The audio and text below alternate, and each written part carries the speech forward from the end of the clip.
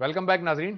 Break سے پہلے سلفی صاحب سے گفتگو جاری تھی. سلفی صاحب آپ اب مجھے صرف یہ بتا دیجئے کہ یہ آپ نے جو بھی ایکسپلینیشن کی تو ٹھیک ہے، لیکن وہی والی بات جو ذکی صاحب نے کہی تھی، آپ بھی ایگری کرتے ہیں کہ ریاست ہی حدود کو نافذ کرنے کی ذمہ دار ہوتی ہے، یا کوئی گروہ اٹھ کے کھڑا ہو جائے اور کہے کہ میں حدود کو نافذ کروں؟ اس میں کوئی شک نہیں کہ امت اسلام میں اس اتفاق کے پائے جانے کے بعد کہ قادیانی کسی طرح بھی مسلمان نہیں ہیں، اس بات پر بھی اتفاق ہے کہ کسی مسلمان کو نفاذ حدود کے بارے میں شریعت نے انڈیویجولی کسی کو کوئی اجازت نہیں دی ہے کہ وہ اپنی اتھارٹی استعمال کر کے یا اپنی سوچ استعمال کر کے کوئی سٹیپ لے، بلکہ اقامت حدود کی ذمہ داری صرف اور صرف ریاست پر ہے، اور کسی فرد یا گروہ کو کسی طرح بھی، اور تاریخ اسلام میں کہیں نہیں ملتا کہ کسی نے اس اتھارٹی کو اس طرح استعمال کیا گیا ہے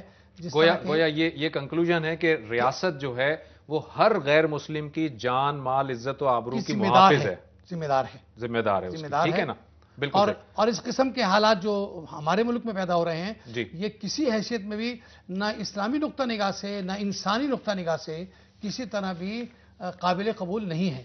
بلکہ اگر میں یہ کہنا چاہوں کہ آج دنیا میں پاکستان کے امیج اور اسلام کے امیج کے بارے میں جو ہم انڈر پریشر ہیں، ایسی حرکتیں کر کے تو ساری دنیا کو یہ پروف مہیا کیا جا رہا ہے کہ ہم انسیولائزڈ ہیں، ہم بے وقوف ہیں، ہم دنیا میں انسانوں کے ساتھ رہنا نہیں جانتے.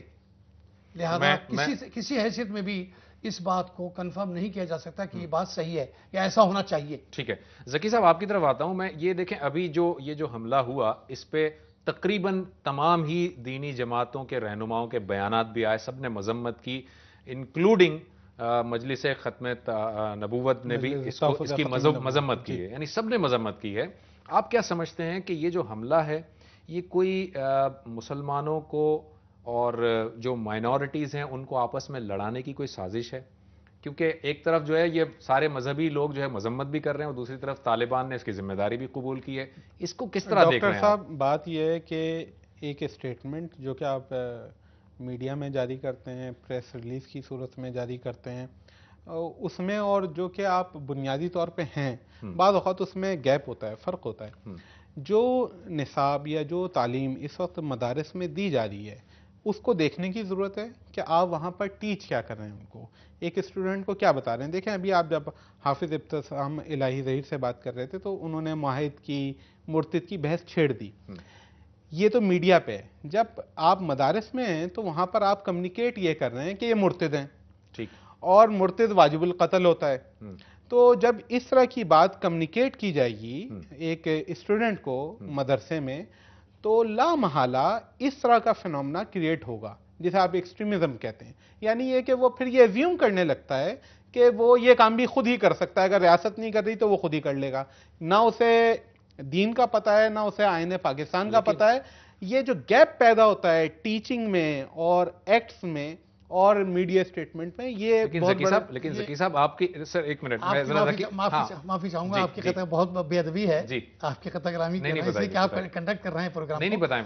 ذکی صاحب آدھی بات سچ کہہ گئے اور آدھی بات جھوٹ کہہ گئے، بڑی معذرت کے ساتھ. کس طرح سے؟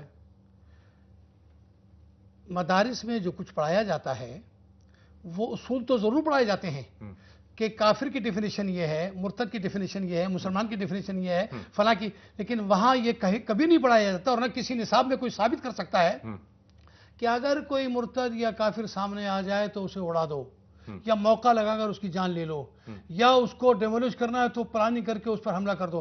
ایسا نہ کبھی پڑھایا جاتا ہے اور نہ کسی میں بتاتا ہوں. انہوں نے یہ نہیں کہا، ذکی صاحب نے یہ نہیں کہا. ذکی صاحب نے کہا کہ چونکہ یہ پڑھایا جاتا ہے تو لوگ اس کو اس طرح سے دیکھ رہے ہوتے ہیں، لوگ ایسے سمجھ لیتے ہیں. لیکن ذکی صاحب میں کسی اور طرف آ رہا ہوں. وہ یہ کہ آپ نے جیسے کہ کہا نا کہ نصاب میں یہ پڑھایا جاتا ہے تو لوگ یہ سمجھنے لگتے ہیں، لیکن ابھی جو بات ہوئی ہے وہ تو اس کی کانٹراڈکشن ہے.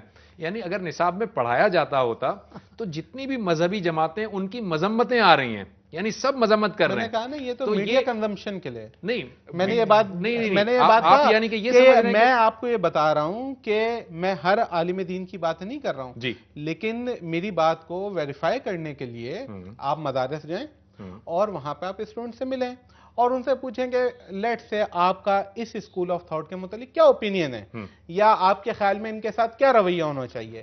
میں وہ بات کر رہا ہوں جو کہ مدارس میں اسٹوڈنٹ کو کمیونیکیٹ کی جا رہی ہے. میں وہ بات قطعاً نہیں کر رہا کہ جو کہ پریس ریلیز کی صورت میں میڈیا کی صورت میں بعض علماء یہ بیانات دے رہے ہیں. ریالٹی یہ ہے کہ اس پورے پروسیس میں جو ہمارے ملک میں ایکسٹریمزم اور جو سیکٹیرین فینومنا ساتھ ساتھ ہے, اس کی بنیادی وجہ یہ ہے کہ جو آپ کے پاس جو مدارس میں علماء ہیں, اور ہر مدرسہ نہیں, یقیناً جب ہم بات کرتے ہیں ایکسیپشنز آر دیئر, تو وہاں پر جو کمیونیکیشن ہے, جو ٹیچنگ ہے, وہاں پہ فلاز ہیں. اگر اس چیز کو ایڈمٹ نہیں کریں گے اور آپ یہ سمجھیں گے کہ وہاں پہ پرفیکشن ہے, تو یہ آنکھیں بند کرنے کے مترادف ہے. سلفی صاحب آپ ذرا بتائیے کہ آپ نہیں, ایک منٹ میں آپ سے سوال کر لوں. آپ یہ نہیں سمجھتے کہ چونکہ مذہبی جماعتیں اس کی مذمت کر رہی ہیں اور شدید مذمت کر رہی ہیں, اور دوسری طرف جو ہے وہ طالبان جو ہے وہ اس کی ذمہ داری بھی قبول کر رہے ہیں, تو کیا آپ کو ایسا نہیں لگتا کہ یہ جو کام ہے یہ کوئی مذہبی گروہ نہیں کر رہا بلکہ کوئی سازش ہے جو کہ قادیانیوں کو بھی اکسا رہی ہے, مسلمانوں کو بھی اکسا رہی ہے, دونوں کو ایک دوسرے کے خلاف جو ہے وہ بھڑکایا جا رہا ہے؟ یہ کوئی سازش لگ رہی ہے آپ کو؟ میں نے ابھی ایک بات کی طرف اشارہ کرا تھا. ان حادثات کے نتیجے میں ہمارا جو امیج باہر جا رہا ہے وہ بلا شبہ یہ جا رہا ہے کہ وی آر انسیولائزڈ, ہم کسی کے ساتھ رہنا نہیں جانتے, وغیرہ وغیرہ وغیرہ. بلا شبہ سازشیں اپنی جگہ ہیں اور ہو رہی ہیں. اگر طالبان نے اپنی ذمہ داری قبول کری ہے تو آج کتنے ایکسپلوژن میں اور کتنے معاملات میں طالبان نے ذمہ داری قبول کی اور پھر ریجیکٹ بھی کر دی کہ نہیں ہماری طرف منسوب کر دیا گیا, ایسا نہیں ہے.